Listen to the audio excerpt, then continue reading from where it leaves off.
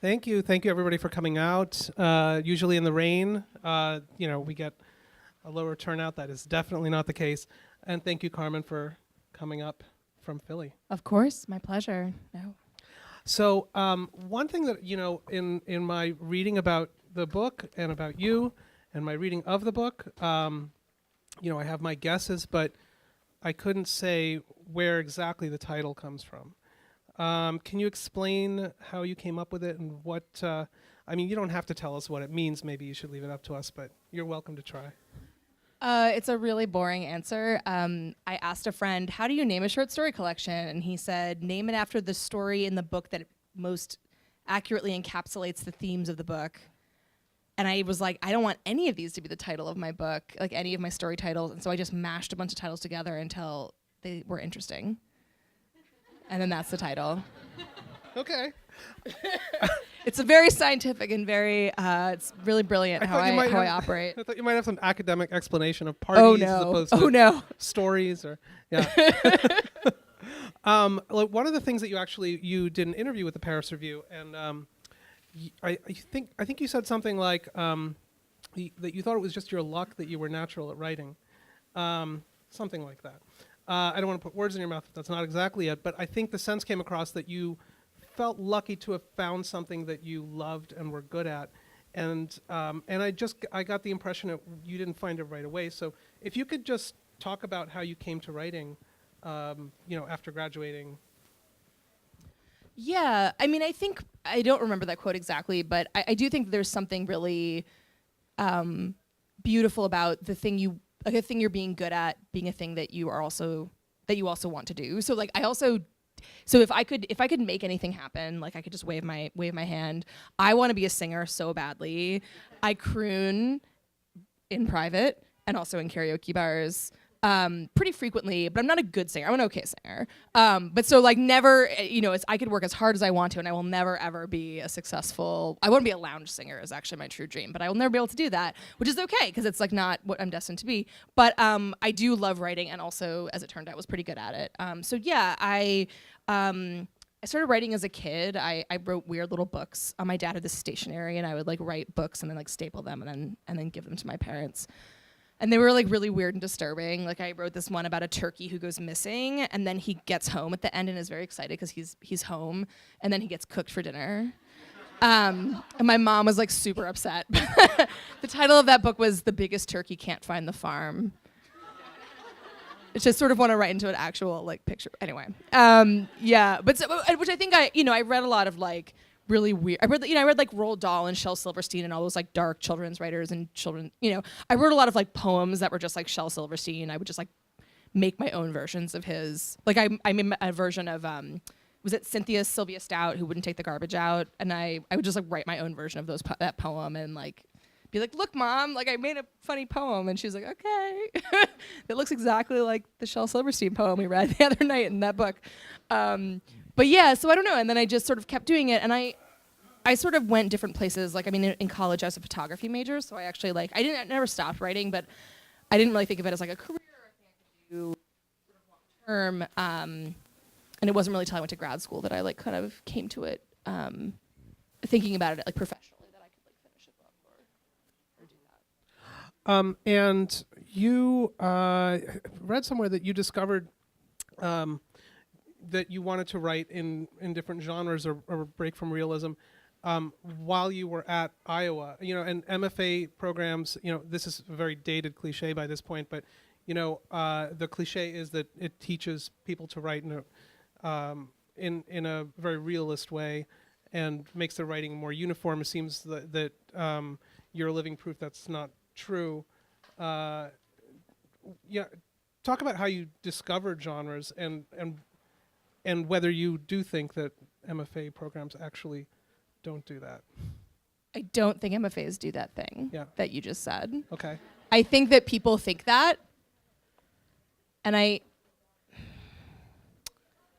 don't think so. I think like obviously institutions in and of themselves have can have a flattening effect on anything, not just writing, but literally any science, any humanity. Like the nature of the institution is that it reinforces certain power structure. So like in that a university, a graduate program, an MFA program is part of an institution that comes from these historical places of power. Like yes, like that exists.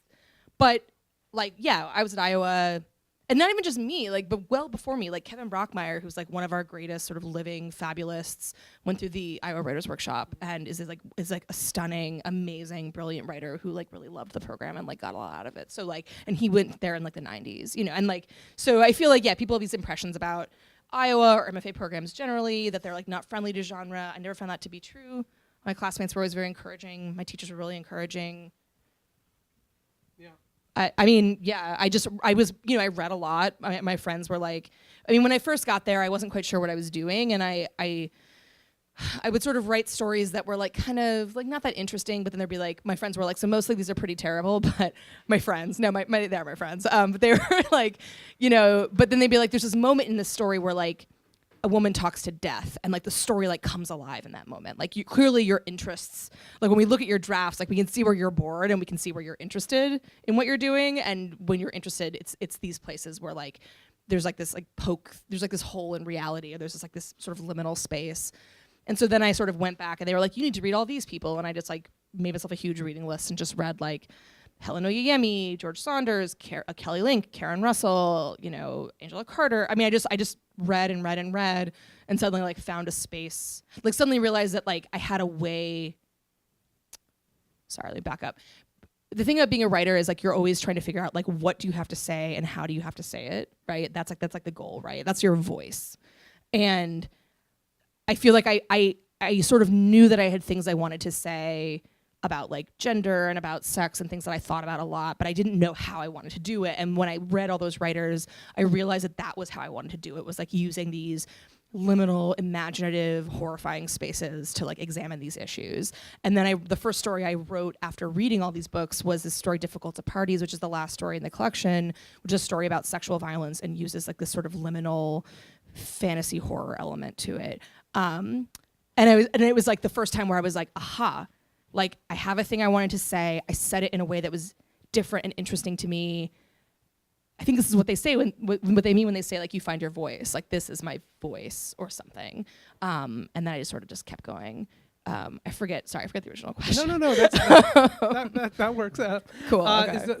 And it goes to a question I had about I think it was that story, and then especially Heinous and another story that were the stories that you wrote first. Mm-hmm. Then you decided to sort of build a collection around it.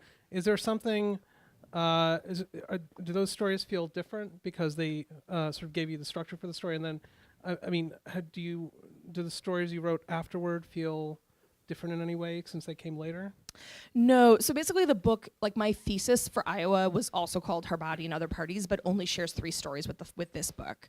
Because I had to get a thesis together, and I did. And then when I was, I graduated, and I was sort of looking at this book and thinking like, okay, what is it?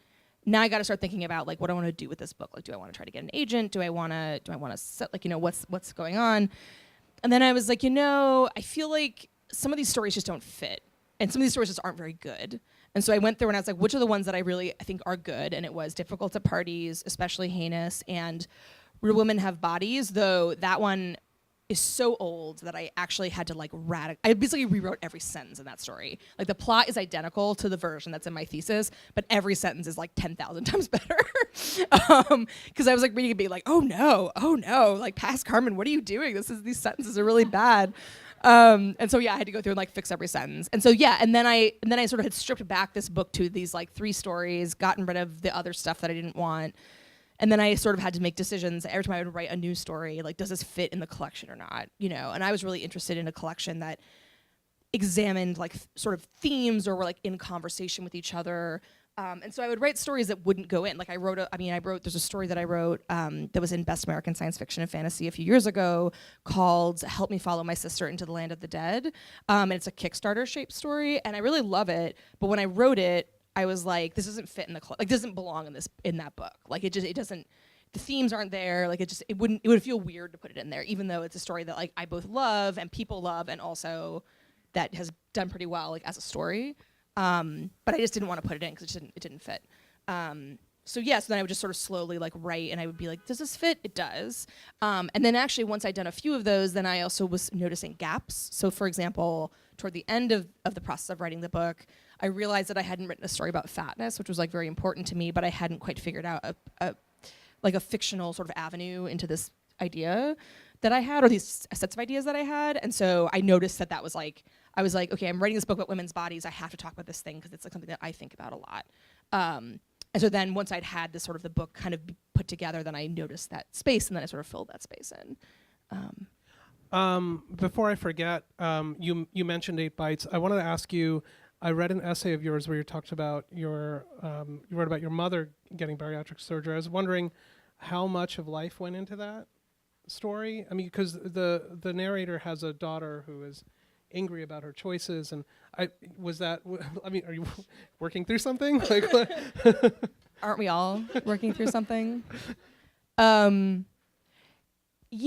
I mean, all fiction has elements of biography in it, autobiography, in some degree or another. But I'd say of all the stories in that collection, that one and Mother's are the two that are so close to the bone that I have difficulty reading them. Like in terms of like I don't really usually read them at readings, or I'll only read like a tiny section of them because it's once I get into sort of the heart of them, they're like too intense for me to read. Whereas the other stories, I don't have that problem. Were they hard to write too? Yeah. Oh yeah. Yeah. 8 Bites is really interesting. So I wanted to write this story about fatness and bariatric surgery, and the initial prompt I actually worked from, which you would never know unless you knew this and were looking for it, but it actually used to be a retelling of The Little Mermaid. It's not anymore. But there's like weird little remnants. So there's like twin Pomeranians that are supposed to be like Flotsam and Jetsam that like are twitching, like sort of in sync with each other. And the doctor is Dr. Yu, like Ursula. And there's like there's certain like elements from the original, both the Disney version and also the original sort of Little Mermaid story by Hans Christian Andersen. So I sort of was working from that framework, thinking about, and I sort of was actually entered that story thinking I didn't know what I wanted to say. So I was like, I feel like I have things to say about why this is a tragedy, like why I have these feelings about this, like what my own emotions and my own sort of intellectual approach to things like bariatric surgery and the way we think about bodies and fatness in this country. Like I had to figure that out.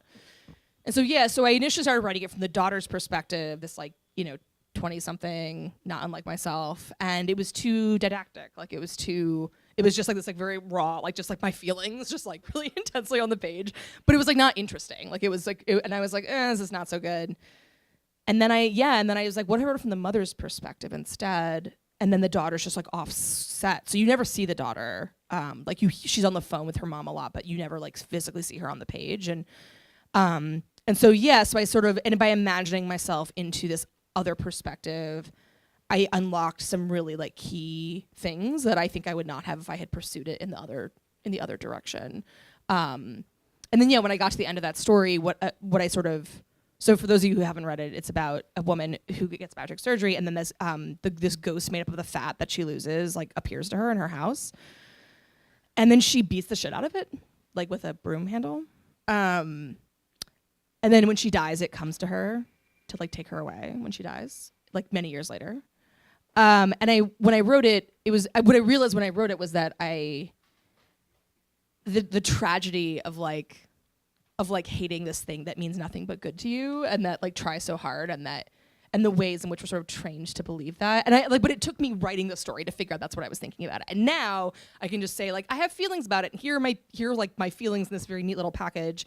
But I had to like write this story to figure out what my own feelings about this issue were, which is really weird. Again, I forgot your original question. I'm sorry. That's all I'm here. I'm just a prompt. Cool. All right. Go for it. Sounds good. Especially Heinous, I definitely have to prompt you to talk about that because for those of you who haven't read it, it's 272 episode recaps of Law & Order SVU, somehow transformed into a sort of beautiful, surreal, politically sharp horror story of its own. You came up with it when you were really sick and feverish?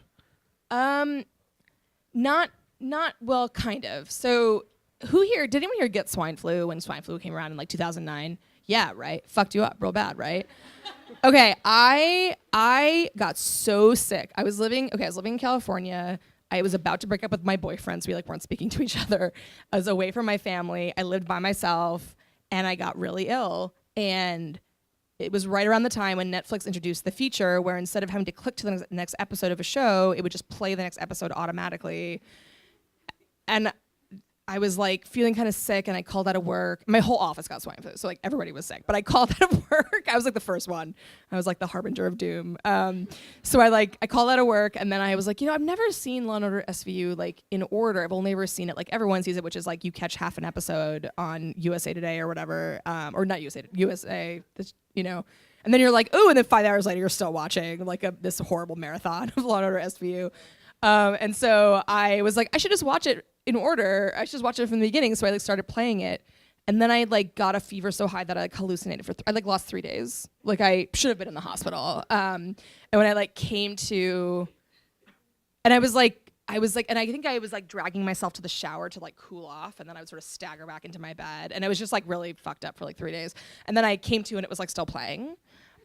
So my my theory is that I internalized this Lynchian hellscape, that it was just getting filtered through a fever, and then came out. But it didn't. This was years before I wrote it. This was 2009. This was before I was in grad school. This was a long, or 2010, I guess it would have been. But it was way before I had written it.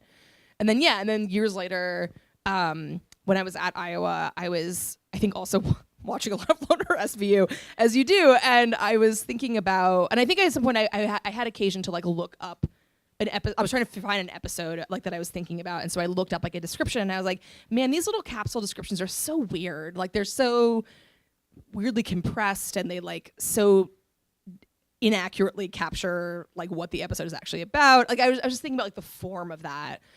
And then I had this idea to take the form, to take the capsule descriptions and kind of alter them. So for those of you who read it, the first, I think 8 or maybe 10 episodes of the story are actually share relations with the, or relations, have relations. No, they share characters with the actual episode descriptions. Because initially I was just tweaking them, but it was too restrictive of a form. I couldn't do enough. And I was like, these titles are really good. So I'm just gonna I ended up just getting rid of all, because I put like all the descriptions from IMDb or whatever into a Word document. So I just went through and I got rid of all the descriptions and just had the titles, and then I just wrote the whole thing actually fairly linearly from the titles. The titles were really nice because they were always like,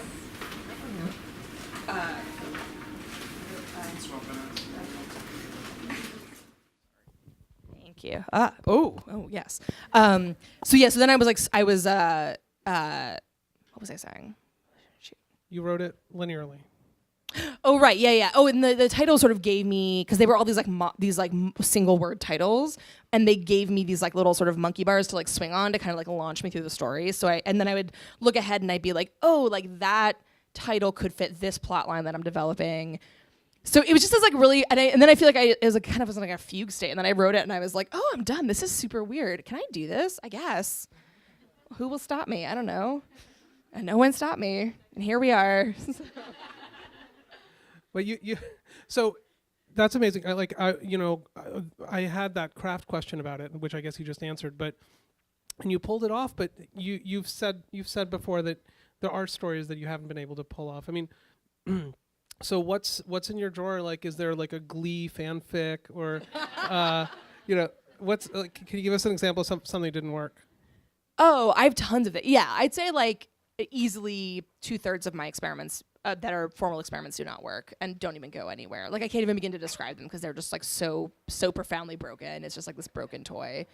I have been rewatching ER, which is on Hulu right now, and thinking a lot about, obviously I'm interested in the form of the procedural. So I have thoughts about cop procedurals, and now I am thinking about medical procedurals. But really it's the same show. It's this sort of core cast of doctors / cops, these sort of monster of the week structure where it's here are the patients this week, here's the suspects this week, here's the case this week, and occasionally there'll be like, I mean, ER I guess has a little, like more through lines.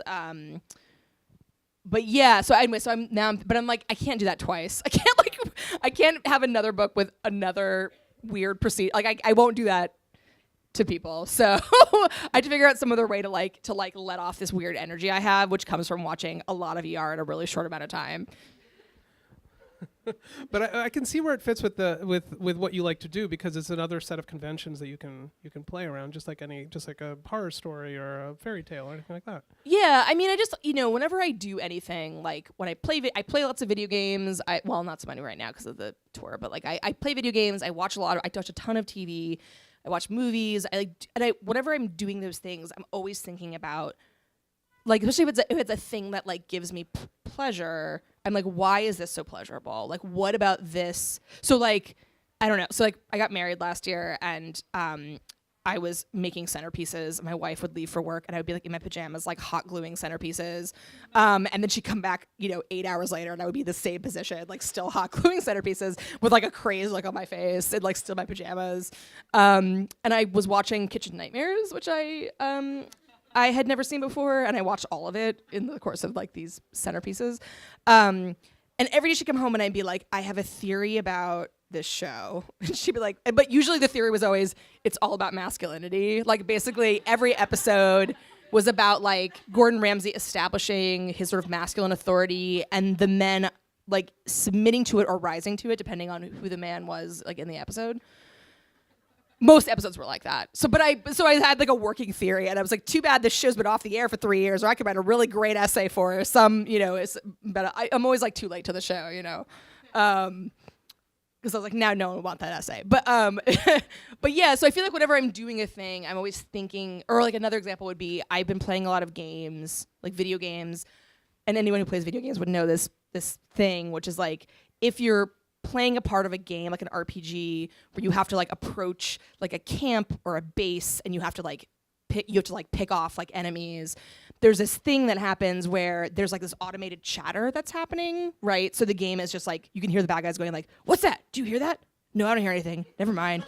And then like, they'll be like, I smell something's bad, and depending on the genre of the game, the dialogue changes slightly, but it's always this like weird repeating dialogue that's like them either just talking to each other or like, I got a bad feeling, and I was just thinking, so I'm currently like working or trying to write something where I sort of use this inane chatter in like a fictional video game that I've made up. I don't know if it's actually going to be a good story. I'm still experimenting, but like, because I was just like playing so many hours of these games, and I was like, this is research. I'm gonna write this story, and that was like just like a convention that I noticed that like had a lot of weirdness, a lot of pathos, and I felt like I could subvert in interesting ways. So yeah, so I feel like whenever I watch a lot of a thing, or I'm like really into something that gives me pleasure, I often just ask myself like, why does this, what itch is this scratching? What thing in my brain? It's not always like sophisticated or interesting, but it's like, why do I enjoy this so much? Yeah, and you're working on a memoir, and you actually making use of genres for that too. Is that right? Yes. That's like, I've never heard of that before. Oh, that is not new. Really? Actually, Kevin Brockmeyer, who I mentioned earlier, weirdly I'm bringing him twice in one conversation. He has this really beautiful memoir that came out maybe 4 years ago called I can't remember the title. It's like a brief second of radiant film strip, a memoir of 7th grade. And it's this like gorgeous, precise memoir about middle school. That's like really, really good. And Kevin, I don't know if any of you guys know his work? He's like one of our best living stylists. I absolutely love his work. He's such a good writer, and also a great teacher. He was one of my teachers at Iowa. But there's a scene in the middle of this memoir, where time freezes and his old self comes and talks to his young self. Like his young self goes into a room and like converses with his adult self who's writing the book. And he told me once that I guess a family member read it and thought he'd had like a psychotic break. It was like, do you really think time stopped? He was like, no, I didn't. It was a device. But yeah, so like using sort of speculative, or like Brian Blanchfield had this really amazing book that came out a couple years ago called Proxies. Did you guys read Proxies? Yeah, it's really good. It's this essay collection where he writes about, it's like on on topics. So he's like on foot washing, and he writes these essays based only on his memory about what he knows about a thing, and then the final essay is corrections for all the previous essays. So using these elements, what I'm doing is not particularly like novel. Like it's like a thing that writers definitely do. But yeah, so I'm really interested in writing nonfiction, and I'm writing a lot of essays right now and working on this memoir. And I'm really interested in the ways in which our sort of conventional understanding of like memoir or nonfiction can be subverted in interesting ways. Well, I have, about 100 more questions, but I think that people probably want to chime in. And yeah, I answer questions. I also give really good advice. Sorry, I really want an advice podcast. So if you have any personal questions just about like your life, I think I'm pretty smart. Yes, please. So, as personal as possible, please. Yeah. Also, you can ask me actual questions. You don't have to ask for advice. I'm just saying that's an option that's available to you. Yeah. Anybody? Go ahead. I think someone's bringing you a microphone so people can hear. There you go. So I'll make this a confession and a question, which is, I don't know that I could tell you the plot of any of the short stories, but I absolutely loved the book and I thought it was beautiful. And I think my question is, it sounds like you have a lot of things that you want to get across in the book. And for maybe unsophisticated readers or quick readers like myself who sort of latch on to particular sentences or things that resonated with them that weren't the messages you were trying to communicate. Does that bother you? Does that not accomplish the purpose of the book? Do you wish that readers picked up on the themes that you were trying to get across? Or are you satisfied to know that people could read it and enjoy it and put it back down without necessarily picking up on what you were trying to communicate? So I was just talking about this earlier today. I actually, it is my personal belief that once you have written a book, once you've created a piece of art, it's literally impossible to like hover over everyone's shoulder that's reading it and be like, this is what I meant over here. Here's what I meant, right? Like you literally can't. It's impossible, also would be very annoying. So your work has to sort of speak for itself. So I read reviews or I hear things from people where they're like, I feel this way. And I'm like, if you can support your view with the text, I might not agree with it, but like, that is not for me to say. It is not my book. I mean, it is my book, but it's like, it's not my book anymore. I disavow it. No, but it's like, it's not a part of me anymore. So like my ability to change a piece of art happens like when I'm editing it, when it's like before, and then like it's formed. And it's like, I mean, I have a friend who's both a writer, a really wonderful writer, and also a mother, and she hates when people talk about writing like it's a baby. But for the purposes of this discussion, it's like a child. It's like you're making it, it's in your body at some point, and then at some point it's like away from your body, and you can't, like nothing in you can affect it anymore. Like it's now its own separate entity, and like that's true of writing as well. So yeah, so like, I mean, obviously I have like opinions about how people read stuff. I mean, I certainly have personal opinions, but yeah, I think that if you read something that I've written or anything anyone has written or anything anyone's made and you're like, I think that it's about this and here's how I support that, that's your prerogative as a reader. That's literally what reading is, right? I mean, it's this really weird thing where like, I don't know you, but like we've connected to this like bizarre thing that I made and like you read it and then you got this like little piece of me through this like thing that I created and like, well, I was about to say 100 years in the future, I don't know if people will be reading it 100 years, but let's say I died tomorrow, and like next year someone reads my book, like they're still getting that part of me, even if I'm dead, right? And like when you read books by people who have died, you're like getting this weird little like channel through time to like this person who used to exist and this thought that they had at this one moment. And like, that's what it is, right? Is that text is like that sort of weird umbilical cord between people. I forget. See, I just go off. I don't even remember what I was saying. But yeah, anyway, so like, yeah, so no. So I think that, no, it doesn't bother me at all. I support that. I think it's beautiful. I think it's beautiful that like people can read the same book and get like a million things out of it or get nothing out of it or be like, I hated this or I loved it or whatever. Also, I feel like, there's this thing that happens like when you revisit books over the course of many years. Like I'm now in my 30s, so I'm like, I'm so wise. But like when you I reread books that I read in like my teens and my 20s and like I have different takes on them now than I did when I was younger. And that's just also like the text is the same, right? Like when you read, like you are entering into the text. Like because the text is not changing. The text is always going to be fixed. It's always going to be what it was or what it is. But you are changing when you enter into that piece time and time again, like whether it's through time or whether it's like over the course of your own life, like or depending on who you are, like that space changes. But it's about you. It's not about the book itself.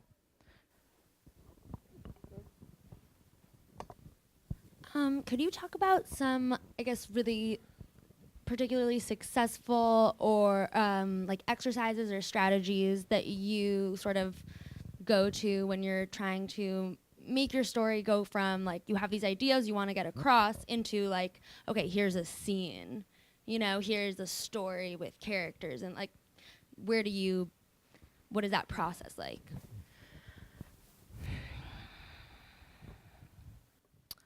It's a really good question. I sort of feel like some writers are very like character and plot forward, and that's like sort of what they're good at. I'm not good at that. I feel like the plots and characters that happen in my stories happen. It's like an amalgamation of like all my weird thinkings and like the weird like scraps that are left over, and you could you're like, oh, there's a character, like there's a plot, kind of. Because I don't think about plot usually. Now there are exceptions. Like I'm actually currently writing a story where like that for another book that I'm working on, where like a fictional story where the plot came to me all at once, and I like just wrote. So like right now, like literally to finish the story, I'm trying to like I have to write in the scenes when I'm like, this happens, then this happens, and I just like mapped out the whole thing. That's very unusual. That's like not normal for me. Usually I'm just like, I'm having thinky thoughts about this thing, and then I just like keep messing with it until it makes sense to me. Which is, I know, is not helpful advice at all. It's like just have thoughts intensely until you want to explode, and then you make a story. Yeah, but I mean, practically speaking, when I read, I think a lot about, again, this is like, what gives me pleasure? Like when I read books, even books that I don't like, I think like, what is happening here? How is the author moving from point A to point B? Like I remember one time having a teacher tell me, like, you're a really beautiful writer, but you're really bad at giving your characters business. Like, you're really bad at giving your characters, like, things to do that then you can sort of see them in their lives. Like, give them a job. Like, give them maybe they want to, like, be class president. Whatever, who cares? It doesn't matter. But, like, give them some business, right? And I was like, oh, that's really interesting. I'd never thought about it that way. But, like, because my characters were just, like, having thoughts. Like I was just like, I'm sitting in a place like having a thought, and I was like, oh, they have to actually like do some stuff, like even if it's just like throwing a party, or or hosting a dinner, or like just it can be like and it's that sort of thing. They have to want something, they have to have a goal, but the goal can be like very small. It doesn't have to be this like lofty, and then like that will give you the space to like bounce the ideas of the story like off of it. So I keep a lot of lists. So this is like a concrete piece of advice. I have tons of lists, characters I want to write, or like people that I meet, or like types of characters, formal constraints, sentences, images, settings that I think could be really interesting. I just have like tons and tons of lists, and when I think of something, I add it.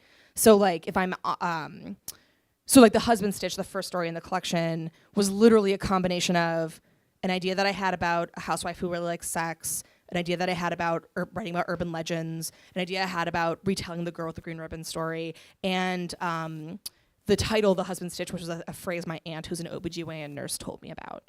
And those things were all separately written on this in this list, and it was a very inelegant. I'm actually currently transitioning over to Evernote, but I was using Scrivener for this, which I do not recommend. It was not a good use of that software. But yeah, and I would just like go to the list and just be like, and so also when I have an idea, I'll be like, this isn't a beefy enough idea. I need to like go in and like find some other like thread to pull into this. And then oftentimes that thread exists already in these lists. And it's really just about like being in touch with like being in touch with like your idea. Like whenever I get an idea, I write it down immediately. And like, I feel like very open to, like when I'm just open to those experiences and open to those ideas, and like keeping very close track of them and like treating them very seriously, even if I'll never ever use them. And I had some truly insane ideas. Like there are ideas in that list where like I'm like, I probably will never use this, but it's good to write it down anyway because it was an interesting idea. So yeah, and also that can help me. That helps me get that business sometimes. Is I'll be like, okay, I want to write about, this topic, but like I need to like give this person something else to do. And oh, look, I already have this like other weird like setting that I think could be really interesting, and I can just like include that or whatever. So. Hi. So in your answer to the first question, you were talking about how like a book can kind of take on a life of its own once you've published it. And I'm curious to know, is there any part of that or about the writing process in general that really scares the shit out of you or has historically? Any part of, like whether it's like family seeing your work for the first time or like your wife seeing your work for the first time, or, what is it that scares the shit out of you as a writer, and how do you deal with it and overcome it? Literally everything, but to be more specific, my wife actually reads everything that I write, so she is the least surprised of any person, because she's the first reader for literally everything I do. She's also a writer.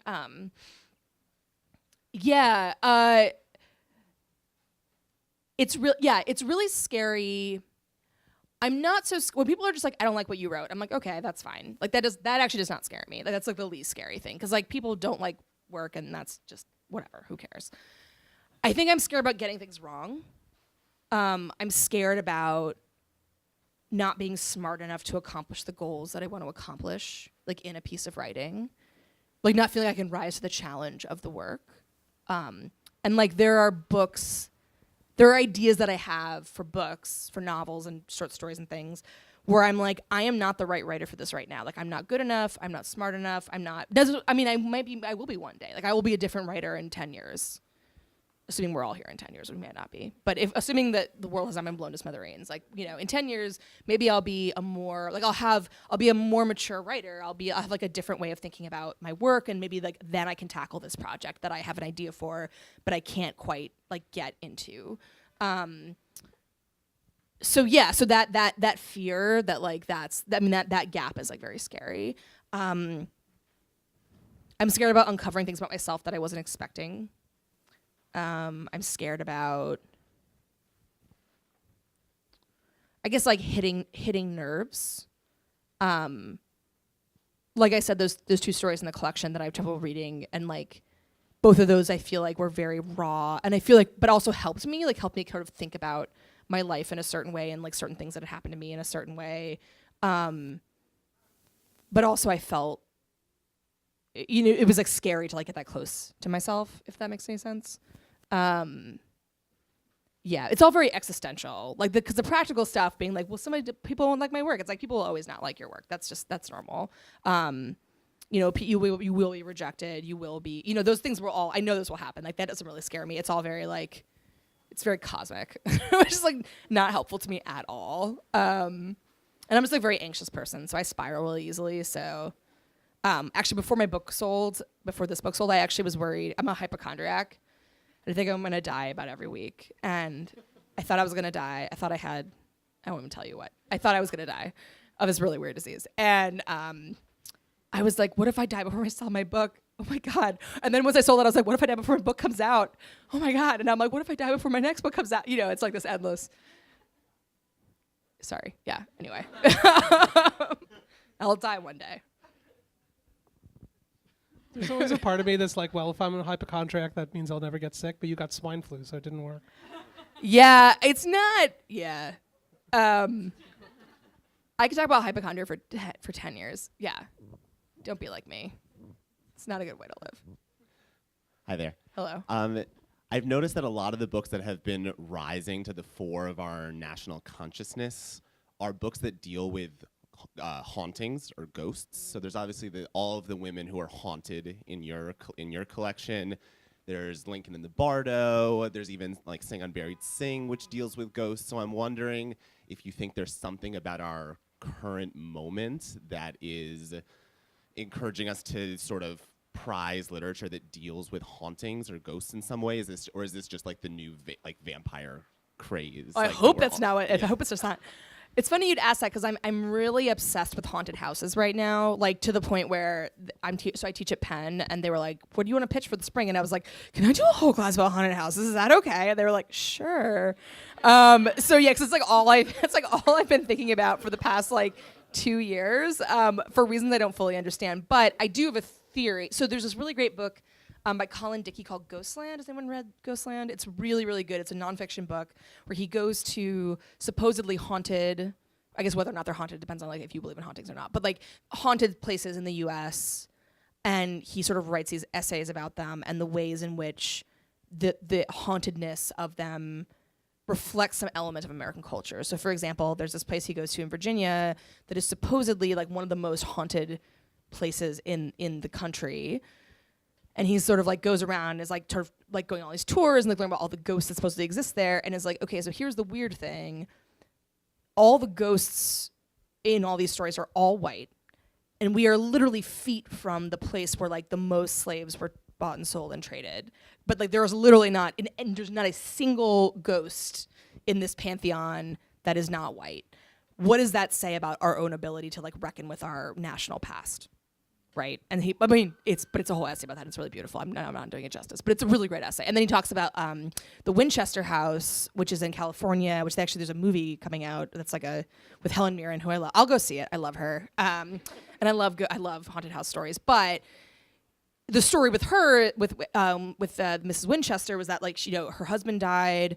She was like filled with grief and became convinced, and she kind of went mad and became convinced that the ghosts of people who had died by Winchester rifles, which is what her husband, which is like the company her husband owned, which is why they were like richer than God, that the ghosts were gonna like plague her, and so she had to like build her house like really manically. And so like if you know about the Winchester mystery house, it's like this, there's like stairs that lead to nowhere, and like this is like a very weird sort of eclectic, bizarre like architectural marvel that is like haunted by these ghosts. And in the essay, he's like, there's actually like no evidence she was mad. Like she was like grieving because like she had like lost her husband really young, and then also I think she lost like a child or two. And they were like, but she was actually like an avant-garde like architectural. Like she was just really interested in architecture, and like, but it's easier for us to think about this woman as like mad and with grief and like communing with ghosts and like wild-eyed in her like house than for us to think of this woman as like a woman ahead of her time. Like an avant-garde, So anyway, it's a really good, I could just describe every essay in this book, which I won't, but it's really, really good, and I think it does a really good job of sort of thinking about, like, what do ghosts mean to us? And it's like, in the case of like Helen Winchester, it's like this distancing mechanism, right? It's like, how do we, like, we don't want a woman to be responsible for like something interesting or brilliant, so we're gonna like give it this space of ghosts. Or like, we don't wanna reckon with like the fact that we committed this like horrific national atrocity whose repercussions still exist today, so we're just gonna like make all the ghosts like ooh, like just some guy who like got run over by a horse or whatever, and not like people who like really suffered, right? So like I do think that like it's about like the past and like reckoning with the past and reckoning with things that are sort of unsaid and suppressed and pushed down and the ways in which they manifest. But I don't think it's particularly like an original. I think that's like it seems like a pretty obvious metaphor. But it is certainly very interesting, and I do think that I think we are in a moment of like national crisis, and it doesn't surprise me that those stories are very interesting to us right now.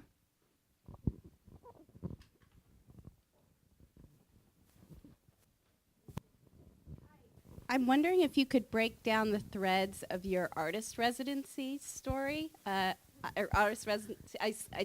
I loved it. I'm curious how you wrote it. Oh, just like how I wrote it. That's so The Resident, which is one of the novellas in the collection. So I actually initially wrote it before I'd ever went to a residency, which is funny because everyone's always like, which residency did you go to where you wrote this story? And but it's like this sort of weird amalgamation of like a lot of places and also like my own imagination and also places that are not residencies. So I basically wanted to write like a haunted, like a gothic sort of haunted house in nature story. And I was like, what's a way to do that? Oh, like there's these things, writers' residencies where writers go out and are in the woods. What a perfect place to like have people have like a nervous breakdown. As it turned out, years later, when I was finishing the story, I was at Yaddo when the election was happening, and there was like a group of artists having like a collective nervous breakdown in the woods, which was a weird little cycle. But anyway, so I started writing the story, and I actually wrote the structure of the story very early, which is like a woman like goes to this residency, has a bunch of weird experiences, and then flees the residency in terror. Like that's the basic structure of the story. And I'd written a lot of it like years and years ago, and I took it to a workshop. Not at Iowa, a different workshop. And a friend, a fellow writer was like, the story has like a lot going for it, but I really tire of like Mad Woman in the Attic stories. And I was like, whoa. And then I left the workshop being like feeling really fucked up about it and being like, am I perpetrating like women? And I was like, because the character is like a woman and also a lesbian, and obviously this trope of like the mad lesbian and crazy women, right? They exist. And so I was thinking a lot about like, what does it mean to engage with those tropes? Like, what does that look like? And it sort of set me back in terms of like, not set me back, that's the wrong way. It helped push me forward ultimately, but it really like, I paused and I didn't know what to do with the story. I didn't know how to finish it. I didn't know how to like fix it. I was just sort of like meditating on it for a really long time. But it seemed like it fit with the book. And so when I sold the collection, that story was in there. And my editor, Ethan Nasowski at Grey Wolf, was like, it was also the only story, or no, it was one of 2 stories that had not been published in the collection yet. So an editor had never touched it. It only went to that one workshop. That was it. And my editor was like, so I don't think you know what this story is about yet. I think you need to like edit the shit out of it. He didn't say that. He was very gentle and kind, but I was like freaking out. I was like, I gotta fix it. I don't know how. And he was like, yeah, you need to figure out what the stories are. There's like 8 stories mashed into here. Like, I feel like you haven't even decided on like what the sort of the themes or the threads are in the story. Like the structure is very clear, but like you know, he's like, there's this plot line and this doesn't really fit with this thing. And so he basically was really, I mean, he's really brilliant. And he basically was like, here's what I'm noticing that you didn't hear.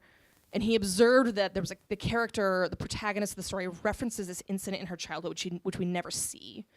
And I realized that I actually had no sense of what that incident was. Like I actually had never like conceived of it. And so I like wrote a scene. I wrote the scene. And then suddenly everything went and clicked right into place. That was a horrible noise. I'm so sorry. It like clicked into place, and suddenly everything made sense. And I like went through and I stripped away what didn't fit. I added like that one new scene and then like a couple other little sentences, and then suddenly it was done. But it like took me having to like find that missing piece, and then the whole thing kind of came into focus. And I realized it was a story about not if our traumas shape us, but I believe they do. And so then what then? Like, what do we do with that information? So then it all kind of fit together. I wrote it probably starting in 2013 or not earlier than that, maybe 2012. And like, I finished it on dead, like they were like, you gotta get it in today. So we can like take this to copy editing. Like it was like very down to the wire. So it was like the last thing I edited before I turned the book in. But I love it. It's a really weird story. I think it's I'm really proud of it. It's probably one of my favorites in the collection. So.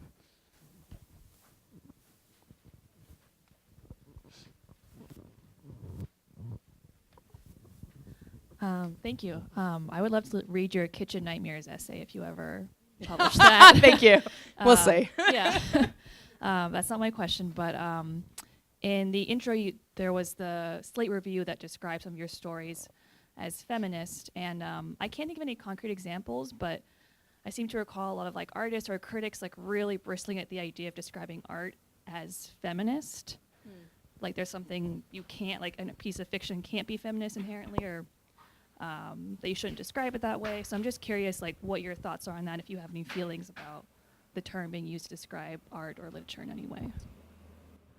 I would be so curious to read how somebody would justify that position. I mean, maybe feminism is not the most, I think if anything, maybe it's not the most precise word that one could use in that situation.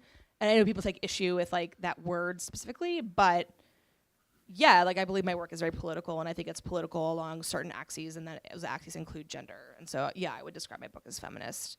I'm not saying that like there's people are wrong. I guess I would just have to like think about it. But yeah, no, I would not. I would identify my work as feminist for sure. Anybody else have a question? Or advice. This is one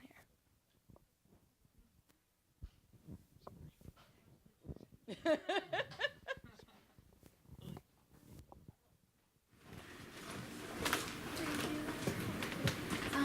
It's a really short question that doesn't warrant the microphone, but do you have any rules for yourself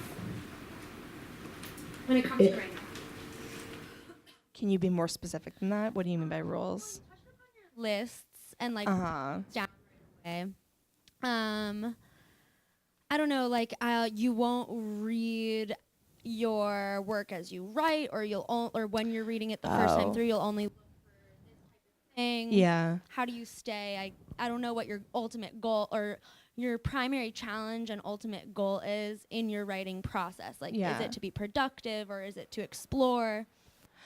Yeah. I definitely have like rituals and things that I do, which I don't think are interesting to me, but not to really anyone else, because like I feel like it's very individual. Like I feel like the way people write is actually like really personal, and like I write like my schedule. Like I write when I go to residencies. I keep like Puritan hours. I go to bed at like 8 p.m. and I get up at like 4 and I write. It's like I'm gonna go milk the cows, but I just go milk a story until it gives me what I want. Yeah, it's like this really, and then I'm done by noon, and then I like go for a hike and like eat some oatmeal and then go to bed. It's like this really bizarre, like super healthful, really just really ridiculous. But that's just like my own. This is like how I work best, Yeah, I mean, I guess for myself, like rules. I always write toward my discomfort.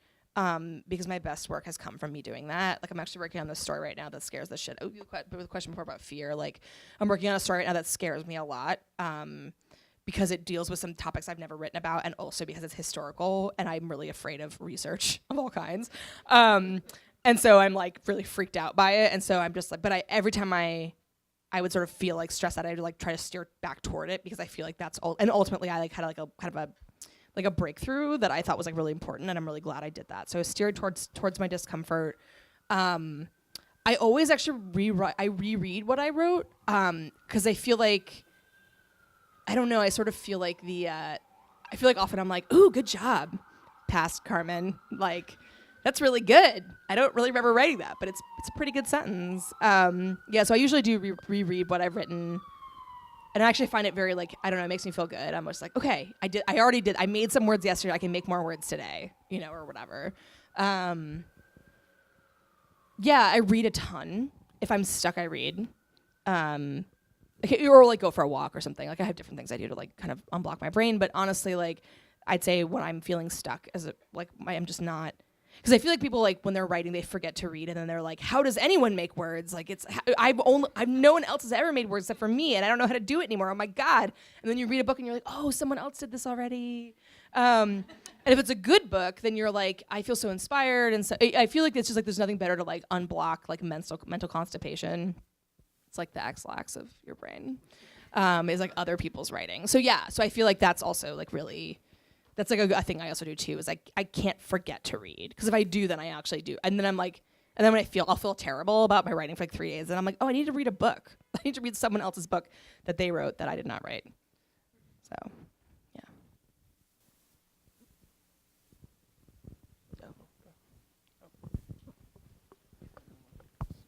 I was thinking about order of stories, because I never read collections in order, and I read yours in order. It was amazing. But I feel like there's an arc of, like I was shaking it to like people on the subway and saying, this is like nightmares and fairy tales. And then all of a sudden at the Resident, the last 2 stories felt very real to me, even though there's like this weird supernatural spiky thing happening. And I didn't know if you had placed them in a certain way, like thinking, do we get more realist at the end, or was there a sense of that, or did you write them in a particular order, and what your thought was about that? Can I ask you why you don't read short story collections? I'm just really curious. Why you don't read them in order? I usually start with like a small one to like ease my way. What? Oh my God!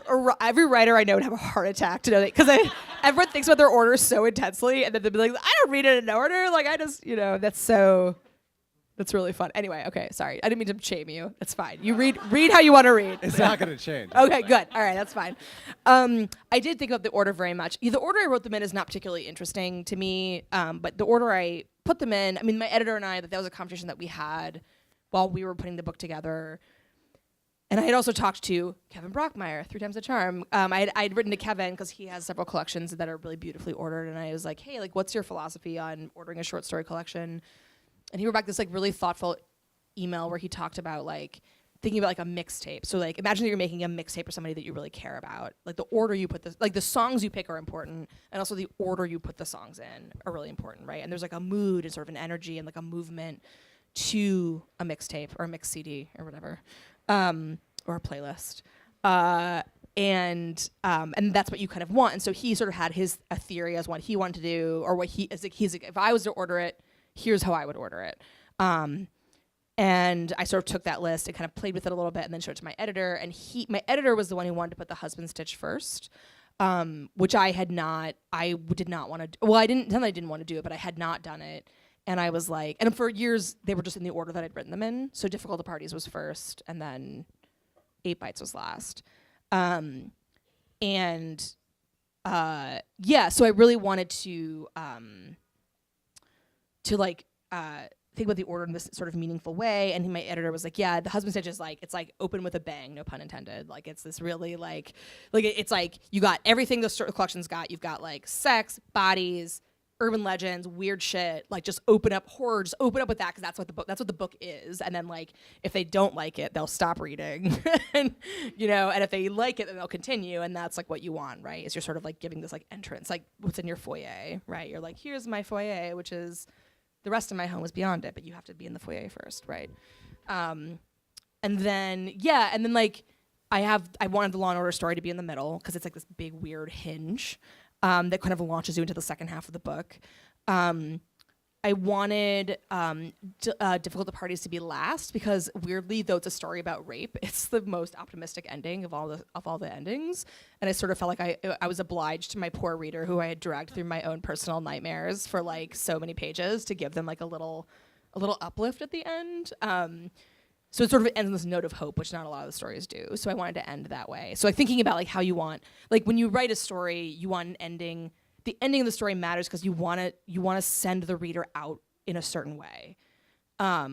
Whether it's like kicking them out the door with like your foot, or being like, I love you, goodbye, like have a good time, like, here's some thoughts, safe driving, safe travels, here's a cookie, whatever. And so the book is the same way, where you think about like a macro scale, like what does it mean to like, how do you want to send a reader out of your project is like really important question. And then like there were other stories, and then like some of them were just sort of more arbitrary, but like I also tried to make sure that like all the formal constraints stayed apart from each other, so the list stories didn't touch each other, just for my own sanity, because I didn't want people to be like, another list story, like, ugh, she doesn't know how to write anything else, what's wrong with her? So yeah, I wanted to like mix it up a little bit. Some of them were kind of arbitrary, some of them were very purposely placed. But I did think about it a lot. But you do you. You read however you want. I'm just saying, you wouldn't read a novel out of order. You wouldn't you wouldn't like read the 4th chapter first, and the 12th chapter, then the 18th chapter, and then the 1st chapter. I'm just saying. That's all I'm saying. No, but you definitely would if you wanted to get a sense of just the quality of the writing itself. You don't have to read in order at all. You can just look at different sentences or whatever. And that's, I think, more important. I think quality of writing, the poetry of it, is deeper. And it doesn't need to. Sure. Do you agree? I mean, I No. I mean, yeah, obviously what the sentences are obviously really important, but also like the structure of a piece of writing is like, it's really important. You can tell the quality of someone's mind by the choice of the words, the proximity of quality words next to each other, the poetry of it. It doesn't need to be necessarily the story or the larger arcs of it. I think I'm just defending the position that it's okay to read books out of order. Okay. We had another question on the Oh, yes. Hi. So I haven't read every story in the collection yet, but the ones I've read very much reminded me of Ottessa Moshteg's story collection, which I loved about, I don't know, I'm sure you're familiar with it, and that they both reference kind of in a very visceral way what can be the grotesqueness of the female body. Do you feel like there's an emergence of women writing about that, and that women are now empowered to write about that and less embarrassed? Because if I look back on previous collections I read by women, they don't kind of hit that same nerve. I mean, I think that there is a lot of that right this moment. I don't actually think that, but it's not like it hasn't happened before. Have you read any Angela Carter by any chance? So Angela Carter, this amazing writer who left us far too young, and she wrote this really amazing book called The Bloody Chamber, which was her fairy tale retellings. And The Bloody Chamber is her Bluebeard story, and the protagonist of it, it's like, wears this big ruby choker, and it describes it like a slit throat, like the red of arterial blood, and it's just all about sorry, I'm just thinking about like her body and like Bluebeard's body, and it's just like really grotesque. And she sort of wrote about the female body and like the blood of it and the mess of it and the. So yeah, no, I think that like this is a thing that people have done in the past. I mean, I think lots of different people are interested in that idea because like we all have bodies. It's like the thing that none of us are floating consciousnesses. We all have bodies, and so everyone knows what a nightmare it is to have a body, right? You know what it's like to bleed, you know what it's like to, be sick, you know what it's like, and, and certain people, you know what it's like to like, have periods and have diarrhea, and I mean, I could go on, to just like, I could go on. Actually, now I'm just thinking about all the disgusting things I can say to you right now, which I'm not going to, but like. Please go on, please. I mean, don't encourage me even for 1 second. Yeah, like I feel like the nightmare of the body, and that actually means a lot of things too. Like there's the physicality of the body, right, and the way that the body fails you, and also the way the body is disgusting in its normal function, right? Like if you're pooping, it's doing its job, but also like, oh my god, right? I am totally off track. I have no idea what I was saying. Right. But also like the body is a nightmare in the sense that like the body is what people leverage against us, right? And like it sort of, but also the body like, ferries your ungrateful mind through this terrible world, and does so without complaint. And so I feel like there's just a lot of like people have complicated relationships with their bodies, and I think women do especially. And I think that right now we're having this moment where the question of like how our bodies fail us and how our bodies are used against us is like a very relevant, pointed question. And so I think that's maybe why like you have that sense. But definitely like writers have done that before. It's not like it's especially I think like feminist writers are very interested in that quality of writing.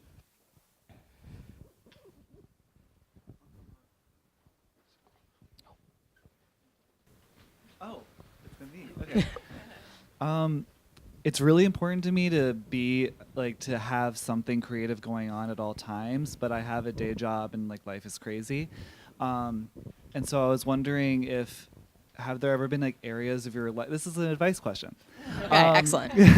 Have there been like areas of your life where you're just so busy and bogged down by other things that you can't like just squeeze in like a creative like activity or project? And like, is there like something that's even just like that can just take like 10 minutes that you can do that can just be that just kind of gives you that like daily need for fulfillment? Or I mean, I don't write. So there's philosophies about write. People are like, write every day. I do not write every day. I write out of maybe an eighth of the year. But when I do so in these very compressed ways where I'm like producing, and I also work really quickly. It's just sort of how I work. But like I haven't written in 8 months. I mean, I've been on tour, but also I've been teaching, and like I haven't had time, and I also haven't had the brain space. Not even just the time, the physical time, but also like when I have 5 minutes, I just want to lie down or like watch ER. That's all I want to do. Like I don't want to write anything. And so I do think that, but also I think it's okay. Like I feel like people get really stressed out because people are always like, you have to write every day to be a writer, or like, and I'm like, that's not true. That's not true. That is straight up not true. I can tell you that right here from the horse's mouth. That is not true. But I agree that like it does feel good to be creative, and like when I don't write, I feel bad. Like I'm like, like I wish I could just like have some time to work. I wish I didn't have to like do all these boring adult things like pay my bills and like, I don't know what else do adults do? Take out the garbage and like have a job and like, I don't know, chase down health insurance claims, for 3 hours on the phone or whatever else you've got to like do to like live in this world. So like this event, like right now. Oh no, this actually, this is great. I mean, this is not right, but this is. I'm just talking. I love talking. I'll talk for any reason. But I know I agree that like you want to feel that way. And so I do. Like I will sort of just take a moment and just like write a little bit. Like I'll just write a paragraph, or I'll like sketch something out. I draw sometimes. I also collage when I'm really stressed out. I just cut things out of magazines. Then I collect magazines, which is a real big problem, and I have to throw them away. But I really like to like put things, like I'm sort of visually inclined without actually being very good at like drawing, so I just like to put things together. So that's like my weird little creative thing that I do. or I'll like just write a little bit of something that like isn't really connected to anything. It's just like playing with an idea or like writing a paragraph or like an image and just like letting myself sort of do that and like kind of keeping that part of my brain working. But also like I don't always do that. Sometimes I'm just like I'm not writing right now. But I'm always that thing about like keeping lists. Like I'm always writing down ideas. So like I haven't written for 8 months, but I have so many things like noted for when I get to I'm going to a residency in like 2 weeks for the whole summer, and I'm gonna just like the first few days is gonna be organizing like all the ideas I've had, like essays I want to write. I mean, like I was at my wife's sister got married last year, and I like left the wedding part. I had an idea, and I just like sat like in my dress, like on this like stone ledge. I was like typing out like a scene on my phone in Evernote for like 20 minutes. Because it was like my brain just had to like let it out. And so now I know when I go to this residency, I can like go dig that out and be like, hey, what have I got going on here? Like, what was this? Like, what is this idea? But also, yeah, I feel like it's also important not to feel guilty when you don't. Because it's like, you know, unless you're like rich and you just all day you're just like eating bonbons and like with a parrot on your shoulder and like wearing, I don't even know what this is, who I'm describing. But I don't know. What do they do that? I don't know. I imagine I'm wearing a long robe. I have a parakeet on my shoulder. No, cockatoo.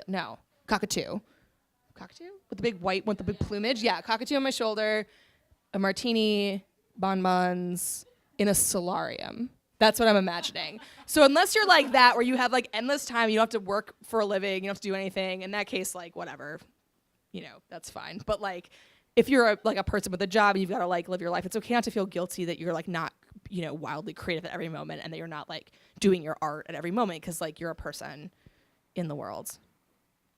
So, yeah. Maybe one last question over here.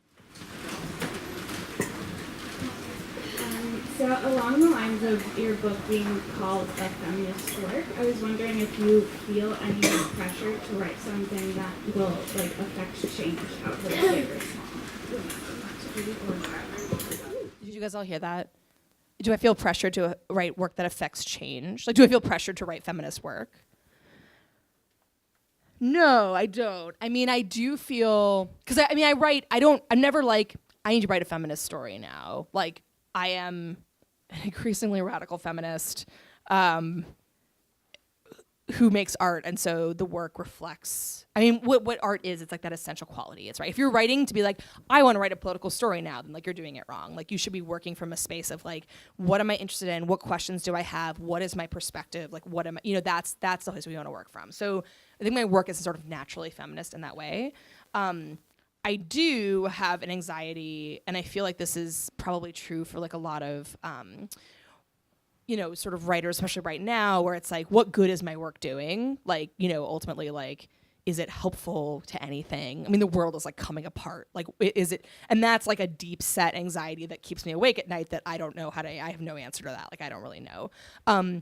So that question, I have no answer to. But I do, I don't like set out to write feminist work. It's just,